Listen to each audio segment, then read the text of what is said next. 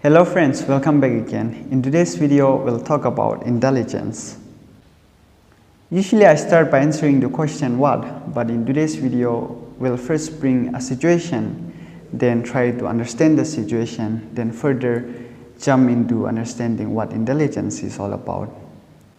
Hypothetically speaking, in a society like ours, Nagaland in particular, because this is where I grew up, or maybe even others outside of our culture, we have this very stereotypical understanding about intelligence, where we assume intelligence to be in hierarchical order, which is not even close to be true. So having that notion, we try to measure intelligence in a hierarchical order, which I presume is very shallow, unintelligible, toxic and harmful for children or students to have that understanding of intelligence. Let's put an instance here. Imagine a classroom with 50 or 60 students or any number of students. Even within the classroom, students are segregated into different groups, roughly 3 groups. The first group, the highest scorers in the class, who are usually the opportunists, and they are considered to be more intelligent than those of all other students. Second group, the bunch of students who are not the highest scorers nor the poorest scorers, they are placed under the category moderate level of intelligence. Then the third group comes in, the poorest scorer in the class.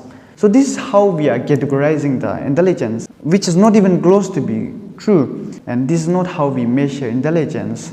Nobody to be blamed for this because the society itself is constructed in hierarchical order, and therefore even the way we measure intelligence is also in hierarchical order. So that's the thing. I want to bring something very interesting. How are chimpanzees smarter than any other animals? Then we can say that the structures and functioning of chimpanzees are more complicated than from all other animals, and therefore the more complicated, the smarter. There is also an understanding that the more complex things are, the more smarter things become. Structures and functionings of brain, the nervous systems, and everything about chimpanzees are more complicated comparing to all other animals, and therefore chimpanzees are smarter. We can conclude that way. If we ask again, how are human beings smarter than from chimps, then we can also say that the same thing. Human beings are smarter than chimps because again human brains and human nervous system and the body functioning of human beings are way more complicated than chimps, and therefore human beings are smarter. Human beings are more intelligent. Think about all animals in this world except human beings. They cannot communicate, like they can express certain basic emotion like anger, sadness, happiness, or certain other basic emotions. But they cannot communicate like us. We can communicate. We have a language. We use certain different languages. And so when we communicate, like communication brings further information. So communication leads to further intelligence. And therefore today's generation people are far more smarter than early humans. There is that complication of understanding intelligence. According to the evolutionary perspective, about 2.5 million years ago, the earliest humans, they had about 600 cubic centimeters sized of brain, which is comparatively very small. And later human brains start enlarging. And as a result, baby's head became bigger. And so death during the childbirth became the major hazard that early humans had to go through.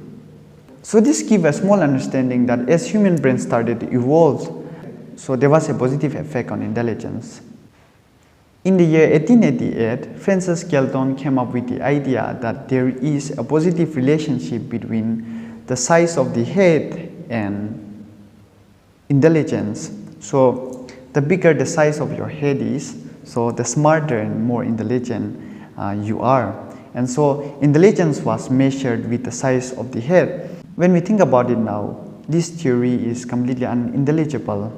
Also, when we look on the evolutionary perspective, it makes sense somehow. That is how intelligence was first measured. Over the centuries, different people from different fields define intelligence, but definition given by psychologists seem more convincing to me, and therefore I'll stick to that. So according to psychologists, intelligence is the ability to understand the world, think rationally, and use resources effectively when faced with challenges. This definition of intelligence, I find it very fascinating, and it gives a bigger sense of understanding on what intelligence is. Let's try to dig even more about intelligence according to different studies. Early psychologists like Charles Berman believed that intelligence was a unitary entity and assumed that all intelligence comes under one factor called G factor, or general intelligence. According to this theory, study found that people who were actually good at one thing were also good on the other things. Suppose you are good at music, then you were also found to be good at writing, you were also found to be good at articulating, you are also good at solving mathematical problems. Simply, when you are good at one thing, then you are also good at everything. So there is one general factor.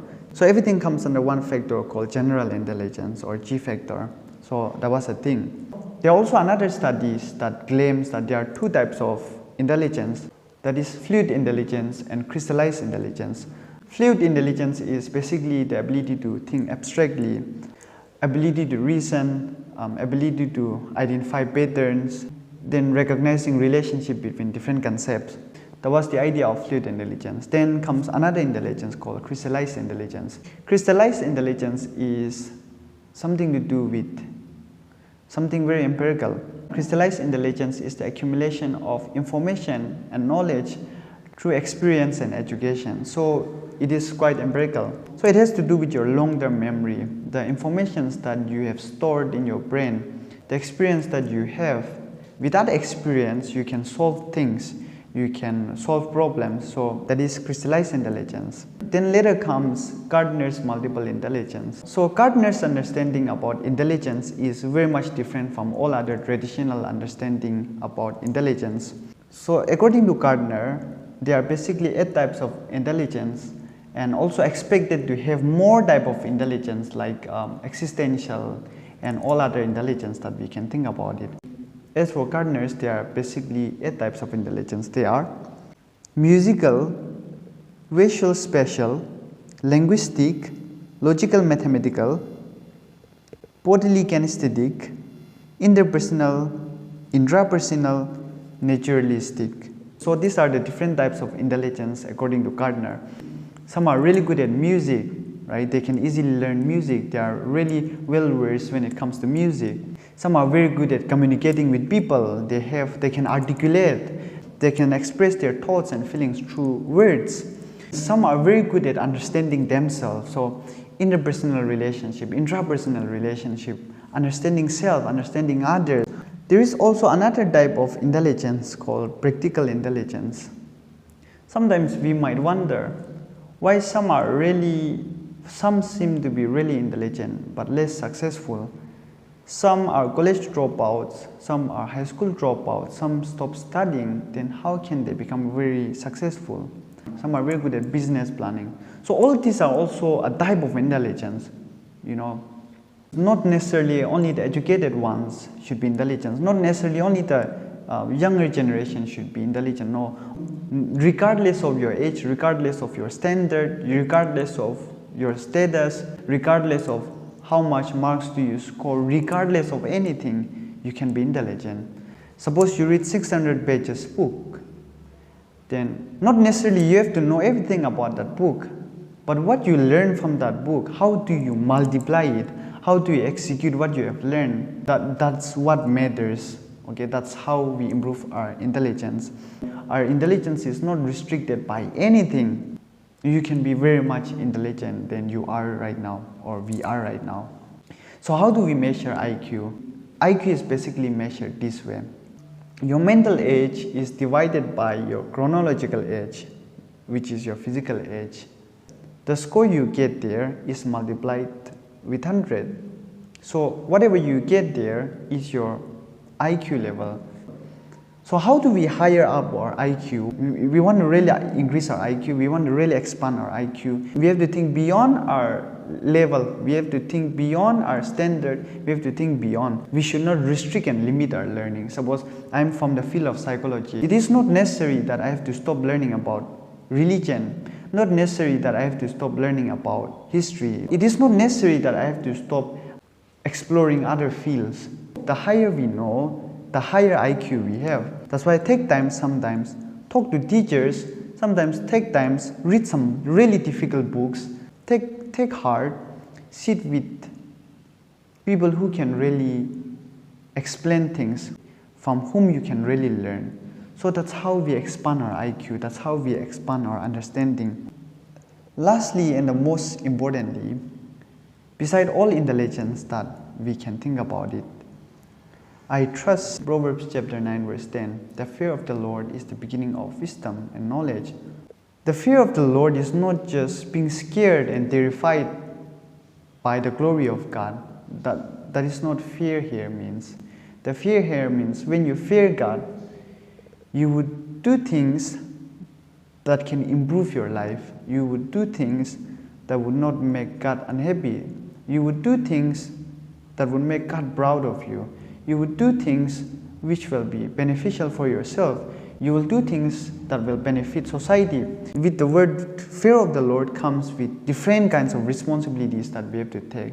And in following all these, we become even more wiser. So to me, it makes more sense when I put God when it comes to intelligence. That's the end of this video. Thank you for watching, and if you think this video was helpful, please consider subscribing, and it would be a great help if you share the video. Thank you all. See you in the next video.